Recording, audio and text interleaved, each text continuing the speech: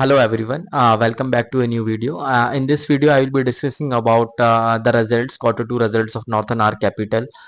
So एक short description भी I will take of Northern R के क्या बिजनेस मॉडल है, किस किन वर्टिकल्स में वो हैं. बेसिकली एक एनबीएफसी है, और देन आई विल लुक के क्वार्टर टू के रिजल्ट्स कैसे रहे और कंपनी ने जो कॉन कॉल करी उसमें मैनेजमेंट की क्या गाइडेंस थी, मैनेजमेंट क्या बोल रहा है, क्या what is the situation that they are observing on ground in the rural finance book that they have. And then at the end we will see के डील कैसी लग रही है अगर नॉर्थन आर्क की अगर हम देखें ओवरऑल. तो in deal that I will cover कि फॉरवर्ड पी कैसा लगता है कंपनी का, और क्या एक्सपेक्टेशन है उनकी ईयर एंड में भी अगर हम देखें कंपनी के ग्रोथ की, एंड नेक्स्ट कमिंग ईयर्स में कंपनी कहाँ देख रही है अपने आप को. To start with the business model, first एक अनोथरा का एक एनबीएफसी है.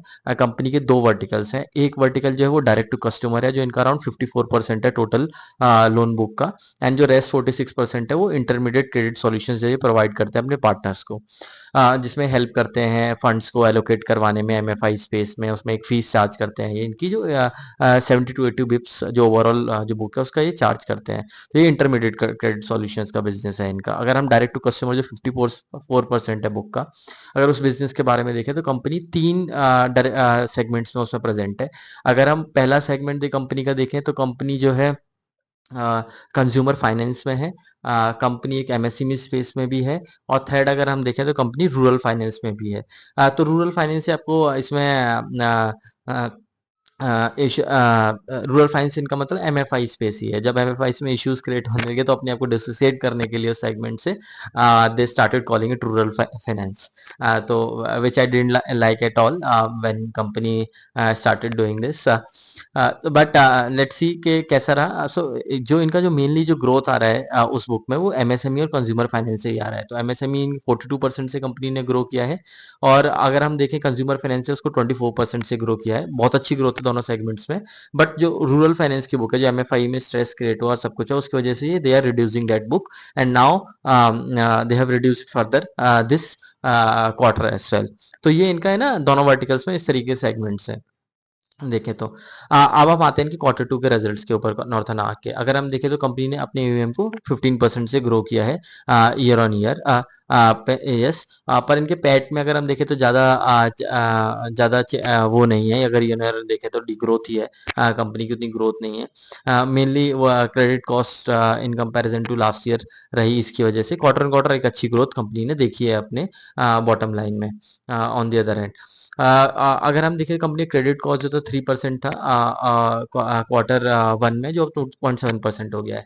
अगर क्योंकि बेसिकली एमएफआई स्पेस ही था जो ड्राइव कर रहा था उस क्रेडिट कॉस्ट को हायर. तो हमें क्वार्टर ऑन क्वार्टर देखना है कि कैसा चल रहा है.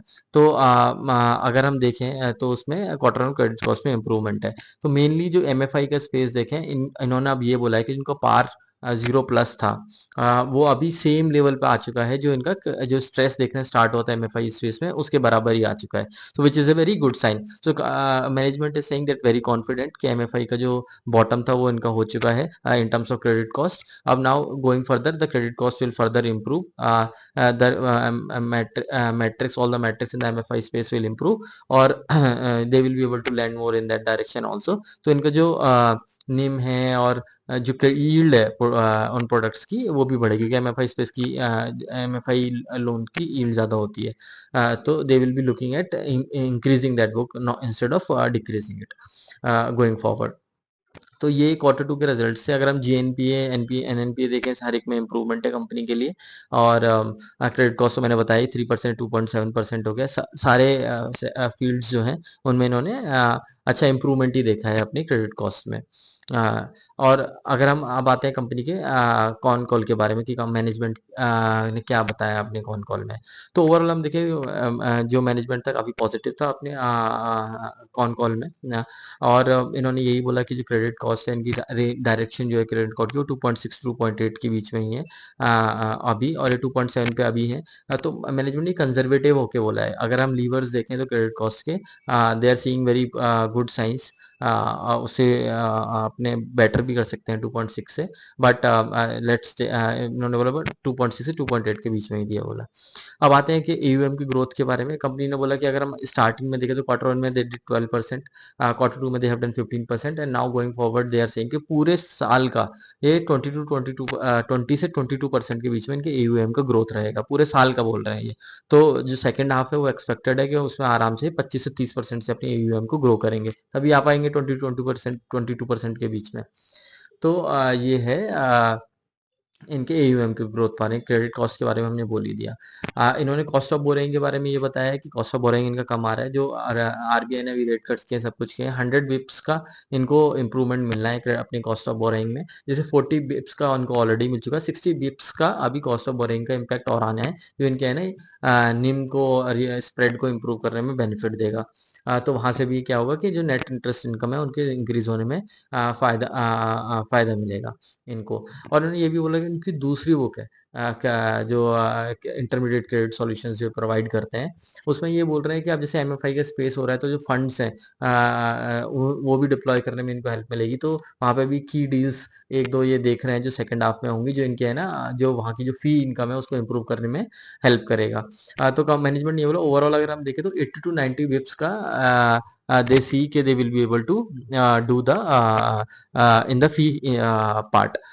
तो और सो ये था इसके ए पॉइंट से। और मैनेजमेंट ने ये भी बोला कि जो आरओ है कंपनी का वो 2.8% के अराउंड देखते हैं by the year and for the full year FY26।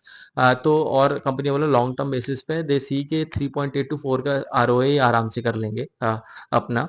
तो 2.8 के आरओ पे अगर आप कैलकुलेशन बैक करके देखोगे कंपनी का, तो कंपनी का जो पैट का ग्रोथ होगा in comparison to last year वो 40% के अराउंड आता है। सो बेसिकली वो 40% के अराउंड आता है।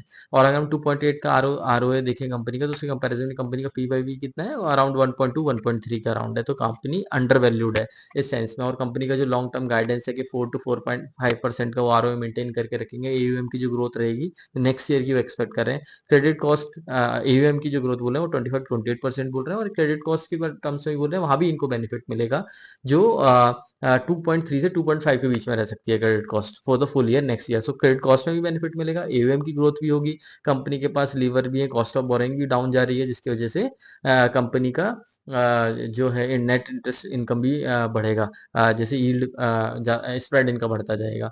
और कंपनी ओपेक्स पार्ट में भी बोला है कि मेंटेन करके रखेंगे, और over the years they will see that opex इनका भी, ओपेक्स में इनको बेनिफिट मिलेगा। तो सारे लीवर्स देखें बैंकिंग कंपनी के लिए तो सारे पॉजिटिव डायरेक्शन में ही जा रहे हैं। और अगर जैसे माइक्रो फाइनेंस का स्पेस इम्प्रूव होता है, और ये भी क्या कहते हैं अपनी बुक को उसमें बढ़ाने की कोशिश करते हैं, लोन बुक को, तो वहाँ पे यील्ड ज़्यादा होती है, तो वहाँ पे भी इनकी जो यील्ड है ओवरऑल पोर्टफोलियो की वो भी इम्प्रूव होगी। तो ये है। और मैनेजमेंट लॉन्ग टर्म में ये गाइडेंस दिया है कि ये अपनी है ना डायरेक्ट टू कस्टमर वाली बुक को इम्प्रूव करेंगे, इंक्रीज करेंगे ओवरऑल पोर्टफोलियो के साइज में। अभी जो 54% और 46% है, उसको एक नंबर मेरे को ध्यान नहीं एग्जैक्ट क्या था, 60% साइज लेके जाएंगे within next 2 years, 2 to 3 years. So अब डील के बारे में देखें तो कंपनी अंडर वैल्यूड है। एक कंपनी जो बोल रही है कि आरओए मेरा 3.8 होगा, और स्टेबिलिटी एक्सपेक्टेड है as going forward in terms of the bottom line as well and the AUM growth also, अगर if they are able to execute। Track तो हमें हमेशा करते ही रहना है क्वार्टर ऑन क्वार्टर बेसिस पे कि कंपनी कैसा परफॉर्म कर रही है। तो आप देखोगे कि 2.8 का आरओ है, 1.3 का है, तो इजीली कंपनी का जो पी बाई बी है अगर ये एग्जीक्यूट करते हैं, परफॉर्म करते हैं सब कुछ, तो 2 to 2.5 जा सकते हैं। तो री रेटिंग अपॉर्चुनिटी भी है, और ईपीएस की ग्रोथ जो मिलेगी वो भी कंपनी के स्टॉक प्राइस को ड्राइव करेगी आगे गोइंग फॉरवर्ड। तो हमें बस ट्रैक करते रहना है कि कंपनी अगर एग्जीक्यूट करती है तो definitely there is a huge upside potential that we can get in Northern Arc Capital. So ये मेरा एनालिसिस था। Please do let me know your any thoughts you have in the comment section of the video, and please do your due diligence before investing in any stock. So thank you for watching this video. Please do like, share and subscribe. Thank you.